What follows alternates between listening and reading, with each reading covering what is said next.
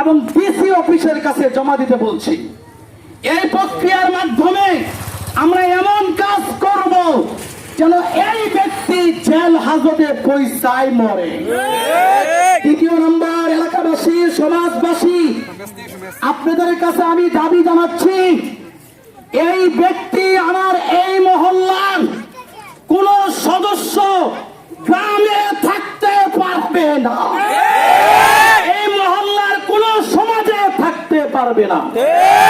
দুই নম্বর, আমার দাবি আপনাদের কাছে, তার সাথে কোন প্রকার লেনদেন করা যাবে না। কোন প্রকার সে কসমেটিকের দোকান দেয়, কসমেটিকের কথা কয়া আমার মেয়েরে নির্যাতন করেছে, এরকম ব্যক্তি বাংলাদেশে থাকার অধিকার নাই। আমাদের ফাইনাল কথা, আপনারা কি করবেন না করবেন সেটা আমার জানা দরকার নাই। আমি একাই, কারণ আমার কাছে 600 মেয়ে আছে, তাকে নিরাপত্তা আমাকে দিতে হবে। এজন্য আসুন, মুসলমান হিসাবে 1% যদি ঈমানের দায়িত্ব থাকে, আসুন এমন কাজ আমরা করতে দিব না। চতুর্থ নম্বর দাবি, আমরা শুনেছি এরকম অনেক যুবক মানুষ যারা মাদক দ্রব্য নিশা নিয়ে ব্যস্ততা আছে, অনেক অভিভাবকরা জানে, কিন্তু এটার ব্যাপারে কোনো পায়তারা নাই। আজকে মানববন্ধনে আমি হুঁশিয়ার করে দিতে চাই, এ যুবকরা, এ অভিভাবকরা, যদি সমাজ সৌন্দর্য করতে চাও তাহলে মাদক বন্ধ করতে হবে।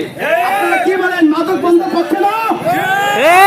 মাদক বন্ধ করতে হবে, নিশা বন্ধ করতে হবে। সম্মানিত উপস্থিতি,